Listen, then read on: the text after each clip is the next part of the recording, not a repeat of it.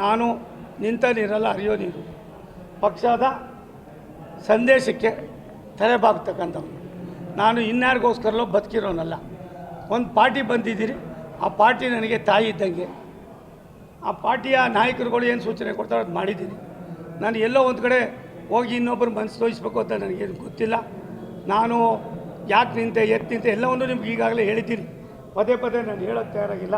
ನಿಮ್ಮಲ್ಲಿ ವಿನಂತಿ ಮಾಡ್ತೀನಿ, ಇದಕ್ಕೆ ಸ್ವಲ್ಪ ನೀವು ರಾಜ್ಯದ ಬಗ್ಗೆ, ದೇಶದ ಬಗ್ಗೆ, ಈ ಜಿಲ್ಲೆ ಬಗ್ಗೆ, ಜಿಲ್ಲೆಯಲ್ಲಿರ್ತಕ್ಕಂಥ ಅನೇಕ ಕೆಲಸ ಕಾರ್ಯಗಳ ಬಗ್ಗೆ ನಿಮ್ಮ ಅನುಭವವನ್ನು ದಯವಿಟ್ಟು 25ನೇ ತಾರೀಕು 2 ಗಂಟೆ ನಿಮ್ಮ ಜೊತೆಯಲ್ಲಿರ್ತೀನಿ.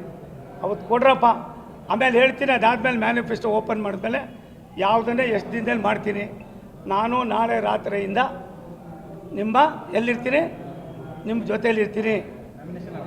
ನಾಮಿನೇಷನ್ ಮಾಡೋದು ಯಾವತ್ತು ಅಂತ ನಿಮಗೆಲ್ಲ ತಿಳಿಸ್ಬಿಟ್ಟೆ ಮಾಡ್ತೀವಿ. ಒಂದು ಇನ್ನೊಬ್ಬರ ಮನಸ್ಸನ್ನು ನೋಯಿಸೋದಾಗಲಿ, ಇನ್ನೊಬ್ಬರ ಬಗ್ಗೆ ಇದು ಯಾವುದೂ ಕೂಡ ಲೆಕ್ಕ ಅಲ್ಲ, ಒಳ್ಳೆಯದಲ್ಲ.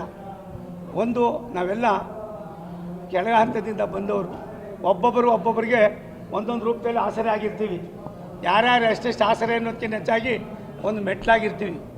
ಆ ಒಂದೊಂದು ಮೆಟ್ಲು ಕೂಡ ಎಲ್ಲ ಒಂದು ಕಡೆ ನಾವು ಬೆಳವಣಿಗೆಗೆ ಪೂರಕವಾಗಿರ್ತದೆ.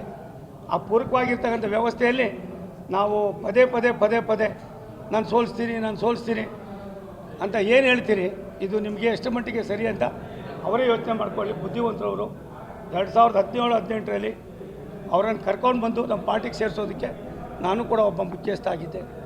ಬರೋದಿಲ್ಲ ನಾನು ಅಂದರು. ಇಲ್ಲಪ್ಪ ನೀನು ಬುದ್ಧಿವಂತ, ಪ್ರಜ್ಞಾವಂತ, ದಯವಿಟ್ಟು ಬಾ ಅಂತ ಕರ್ಕೊಬಂದು ಅದ್ರೊಳಗೆ ಮೊದಲಿಗೆ ನಾನು ದಿವಂಗತ ಅನಂತಕುಮಾರ್ ಅವರು ಡೆಲ್ಲಿಯಲ್ಲಿದ್ದರು. ಅವ್ರು ಬರೋ ಪರಿಸ್ಥಿತಿಯಲ್ಲಿ ಇರಲಿಲ್ಲ. ಆದ್ದರಿಂದ ಅವ್ರು ವಿನಂತಿ ಮಾಡೋದಿಷ್ಟೇ, ಹೇಳಿದ್ದೆ ಎಷ್ಟು ಸಾರಿ ಹೇಳಿದ್ರು ಕೂಡ ಅದು ಅಷ್ಟೇ ಆಗಿರ್ತದೆ. ನಾನು ನಮ್ಮ ವರಿಷ್ಠ ಗಮನಕ್ಕೆ ತಂದಿದ್ದೀನಿ. ವರಿಷ್ಠ ಏನು ಹೇಳ್ತಾರೋ ಅದು ಮಾಡ್ತೀನಿ.